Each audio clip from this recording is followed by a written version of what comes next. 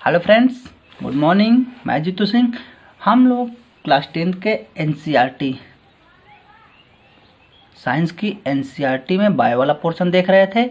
हम लोगों ने ट्रांसपोर्टेशन पढ़ लिया है। अब पढ़ना है हम लोग का नेक्स्ट रीडिंग क्या है, एक्सक्रीशन। एक्सक्रीशन क्या होता है? एक्सक्रीशन में होता है उत्सर्जन।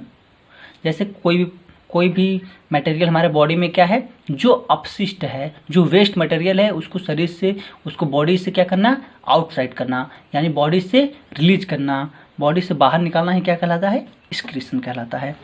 आइए देखते हैं आज एक्सक्रीशन।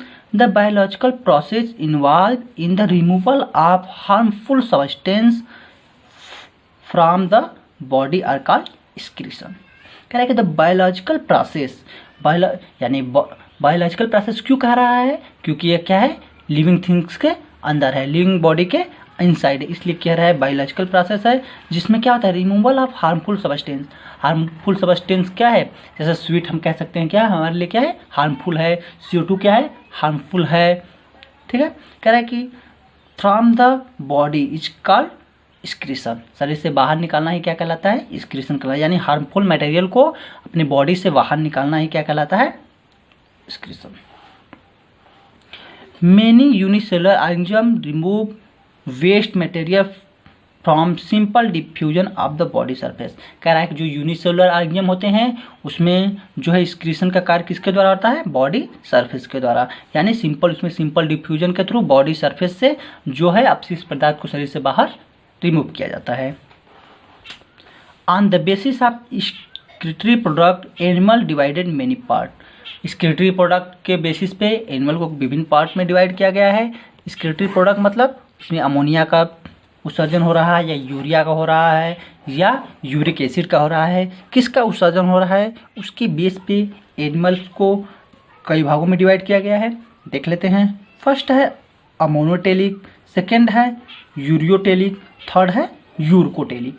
तो अमोनोटेलिक क्या होते हैं, यूरियोटेलिक क्या होते हैं, और यूरकोटेलिक ऑर्गेनिज्म क्या होते हैं, आज हम देखते हैं।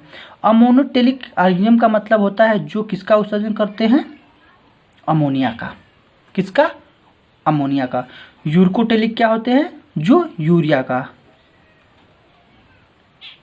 NH2CONH2, जो किसका उत्सर्जन करते हैं, यूरिया। ये क्या है, अमोनिया। जो अमोनिया को उत्सर्जन करते हैं उसको अमोनोटेलिक बोलते हैं, जो यूरिया करते हैं उसको यूरियोटेलिक। और जो यूरिक एसिड का, किसका, यूरिक एसिड, जो यूरिक एसिड का करते हैं उसको बोलते हैं यूरकोटेलिक। अमोनोटेलिक में कौन से ऑर्गेनिज्म आते हैं, ट्रिक के लिए यहाँ पे लिखा गया है BFAAI,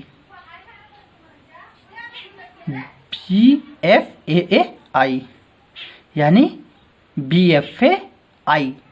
हम यहाँ पे अपन याद करने के लिए हमने बनाया BFA। एक कोर्स होता है जो आर्ट का कोर्स है, BFAI।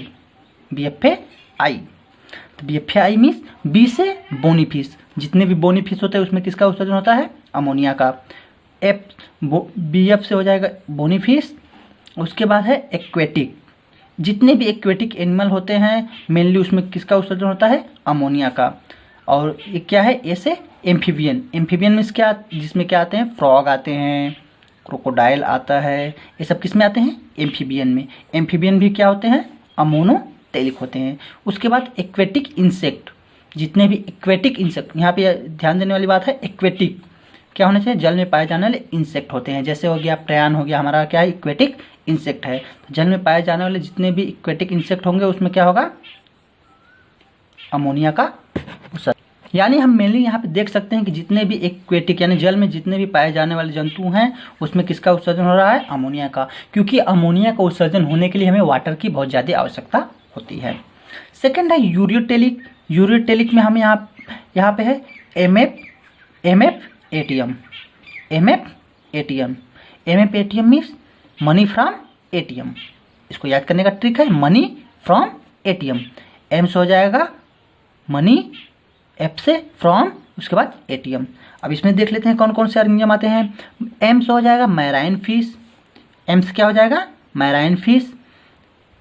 MF से हो जाएगा मैराइन फिश। A से हो जाएगा एम्फीबियन। T से हो जाएगा टेरेस्ट्रियल और M से हो जाएगा मैमेलियन। यानी हम यहाँ पे देख सकते हैं मनी फ्राम, ATM में हम देख सकते हैं मनी फ्राम से हो जाएगा मैराइन फिश, यानी समुद्री जल में रहने वाले जितने भी क्या होते हैं फिश होती हैं वो। उसके बाद एम्फीबियन, सम एम्फीबियन भी क्या होते हैं यूरियोटेलिक होते हैं। उसके बाद यहाँ पे दिया है टी से टेरेस्ट्रियल, टेरेस्ट्रियल मीन्स जो भूमि पर रहते हैं, जो वाटर में नहीं रहते हैं, उसको क्या बोलते हैं टेरेस्ट्रियल। टेरेस्ट्रियल भी क्या होते हैं यूरियोटेलिक होते हैं। उसके बाद मैमेलियन, या मैमेलियन में हम लोग भी आ जाते हैं। जितने भी मैमेलियंस होते हैं सभी क्या होते हैं यूरियोटेलिक होते हैं, यानी यूरिया का उत्सर्जन करते हैं। Urea is less harmful as compare to uric acid. Uric acid से कम हार्मफुल कौन है यूरिया। अमोनिया से भी हार्मफुल कम है, क्योंकि अमोनिया का उत्सर्जन कहाँ पे होता है, अमोनिया का उत्सर्जन में क्या होता है वाटर बहुत अधिक आवश्यकता होती है। अब लास्ट है यूरकोटेलिक। यूरकोटेलिक क्या होते हैं ऐसे ऑर्गेनिज्म जो अपने एक्सक्रीशन में यूरिक एसिड का उत्सर्जन करते हैं। यूरिक एसिड का उत्सर्जन करेंगे उसको बोलेंगे यूरकोटेलिक। इसमें है RBI-LS, RBI-LS। RBI से हो जाएगा, R से हो जाएगा रेप्टाइल्स। रेप्टाइल्स में क्या आते हैं रेंगने वाले, जितने भी आते हैं रेंगने वाले जंतु किस में आते हैं रेप्टाइल्स में आते हैं। उसके बाद B से बर्ड्स, I से इंसेक्ट, यानी यहाँ पे एक्वेटिक इंसेक्ट था लेकिन यहाँ पे देख रहे हैं इंसेक्ट। इंसेक्ट जितने भी आएंगे किस में आएंगे यूरिक एसिड में। LS से लैंड स्नेल, लैंड स्नेल यानी लैंड पे रहने वाले जितने भी स्नेल होते हैं वो उसमें क्या होता है किसका उत्सर्जन यूरिक एसिड का। यूरिक एसिड के उत्सर्जन करने के लिए क्या हो, यूरिक एसिड में सबसे फायदेमंद ये चीज़ होता है क्योंकि इसके उत्सर्जन में क्या होते हैं लेस, बहुत कम अमाउंट में क्या होता है कि हमारा वाटर लॉस होता है। यानी इसका जो यूरिन होगा यूरकोटेलिक ऑर्गेनिज्म का वो बहुत क्या होगा कॉन्सेंट्रेट होगा, उसमें वाटर की कमी होगी। Excretion in human being, human being में एक्सक्रीशन होता है वो हमको डिटेल में पढ़ना है किसके थ्रू होता है। ह्यूमन बीइंग में मेनली एक्सक्रीशन का कार्य कौन करता है kidney. Excretory system human being consist, excretory system में ह्यूमन बीइंग में क्या क्या चीज़ें होती हैं। पहला है 1 पेयर किडनी, किडनी कितनी होती है 1 पेयर। स्ट्रक्चर किडनी का ऐसे बीन से भी स्ट्रक्चर होता है, 1 पेयर किडनी हो गया। और 1 pair uterus, sorry ureter, 1 pair ureter. ये यूरेटर है जो यहाँ से क्या करता है जो हमारा ब्लड यहाँ पे क्या होता है किडनी में प्यूरिफाई होता है, यानी एक्सक्रीशन के थ्रू अमोनिया क्या हुआ यूरिया का फॉर्मेशन। यूरिया कहाँ इसके थ्रू क्या होगा यूरिन हमारा किसके थ्रू आएगा हमारे यूरेटर में, किडनी से यूरेटर हो गया ये जो यूरिन को यहाँ पे लाता है। कहाँ पे, सपोज दैट हमारे किडनी का स्ट्रक्चर हम पूरा ड्रा कर दे रहे हैं यहाँ पे आप देख सकते हैं। ये क्या है 1 पेयर किडनी है, वही लिखा है यहाँ पे 1 pair kidney. 1 pair uterus, uterus क्या है 1 पेयर यूटेरस है। उसका यूरिनरी ब्लैडर, ये क्या है यूरिनरी ब्लैडर जहाँ पे क्या यूरिन क्या होता है स्टोर होता है। उसका यूरेथ्रा, यूरेथ्रा के थ्रू क्या करता है शरीर से बाहर निकाल देते हैं, बॉडी से हम क्या करते हैं वेस्ट मटेरियल को एक्सक्रीट कर देते हैं। तो वहीं कह रहा है कि 1 pair kidney and 1 pair ureter. Ureter क्या करता है यूरिन को किडनी से कहाँ लाता है यूरिनरी ब्लैडर में। यूरिनरी ब्लैडर में क्या होता है मसल्स जो होते हैं वो क्या होते हैं काफ़ी इलास्टिक होते हैं। यहाँ से यूरेथ्रा के थ्रू क्या करते हैं हम लोग वेस्ट मटेरियल को शरीर से बाहर रिमूव कर देते हैं। ठीक है फ्रेंड्स, आइए यहाँ पे आप देख सकते हैं मैंने किडनी का स्ट्रक्चर ड्रॉ किया है। आप अच्छे से, मैंने रफली ड्रॉ किया है आप अच्छे से ड्रॉ कर लेंगे। ठीक है, मैंने रफली आप लोग को बताने के लिए यहाँ पे ड्रॉ कर दिया है। यहाँ पे एक चीज़ यहाँ पे दिखा गया है inferior vena cava. Vena cava क्या होता है वेन होता है जो जिसको महाशिरा कहते हैं। महाशिरा मीन्स बहुत बड़ा होता है, जो क्या करता है इन्फीरियर मतलब नीचे वाले पार्ट से जो हमारे हार्ट में ब्लड को ले जाता है उसको कहते हैं इन्फीरियर वेना कावा। इन्फीरियर यानी ये क्या है वेन, एक तरह से हम कह सकते हैं वेन है।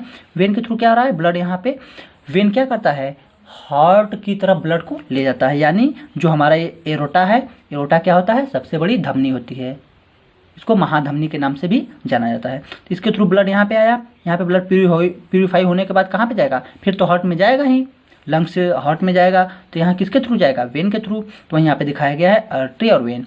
उसके बाद यहाँ पे 2 बीन शेप स्ट्रक्चर दिखाया गया है जिसको किडनी बोलते हैं। बीन शेप मतलब बीन मतलब सेम होता है। सेम के बीच के आकार का यहाँ पे दो स्ट्रक्चर दिखाया गया है, जो क्या होता है, किडनी होता है। और यहाँ किडनी के ऊपर एक क्या दिखाई दे रहा है, फ्लैश का स्ट्रक्चर यानी मांस का ऐसा पड़ा हुआ है, जिसको क्या बोलते हैं, एड्रिनल ग्लैंड है। ये हम लोग नेक्स्ट चैप्टर में इसको पढ़ेंगे। उसके बाद ये यहाँ पे दिखाया गया renal artery. Renal artery means जो आर्टरी क्या हो, किडनी की तरफ जाए, यानी किडनी में जाए जो आर्टरी ब्लड को ले जाती है उसे रीनल आर्टरी कहते हैं। और ये क्या है, रीनल वेन है। रीनल वेन क्या करती है, किडनी से ब्लड को ले जाती है। उसके बाद ये राइट किडनी है, ये लेफ्ट किडनी है। ये यूरेटर है, ये दोनों क्या है, यूरेटर है। यूरिनरी ब्लैडर है और ये क्या है, यूरेथ्रा है। आप इस स्ट्रक्चर को ड्रा कर लेंगे, ये ह्यूमन के किडनी का स्ट्रक्चर है। इसके बाद हम लोग देखेंगे मैकेनिज्म ऑफ यूरिन, यानी हाउ डू यूरिन फॉर्म, कैसे यूरिन का फॉर्मेशन होता है, उसी मैकेनिज्म को हमको पढ़ना है। तो उसमें सबसे इम्पोर्टेंट जो पढ़ना है वो ये है nephron. What is nephron, structural and functional unit of kidney known as nephron. यहाँ यानी इसमें बहुत माइन्यूट स्ट्रक्चर होता है, करीब 10 लाख के लगभग होता है। इसमें कितने हो जाएंगे, 10 लाख। इसमें भी क्या हो जाएंगे, 10 लाख। नेफ्रॉन की संख्या कितनी हो जाएंगी, 10 लाख या 1 मिलियन पर किडनी। 1 मिलियन पर किडनी, एक किडनी में 1 मिलियन क्या होते हैं, नेफ्रॉन होते हैं, जो बहुत माइन्यूट स्ट्रक्चर होते हैं। उसी में ब्लड का प्यूरिफिकेशन होता है। तो वही कह रहा है structural and functional unit of kidney is known as nephron. It approx 10 lakh और 1 मिलियन इन ईच किडनी। एक किडनी में कितने होते हैं, कितने, 10 लाख। इसी यानी हमको नेफ्रॉन के बारे में डिटेल में पढ़ना है कि नेफ्रॉन कैसे कैसे यूरिन का फॉर्मेशन करता है, कैसे उसमें ब्लड का प्यूरिफिकेशन होता है, ये चीज़ें हमको जानना है। ठीक फ्रेंड्स, आप इतना कर लेंगे। नेक्स्ट वीडियो में हम लोग देखेंगे आगे। तब तक के लिए धन्यवाद।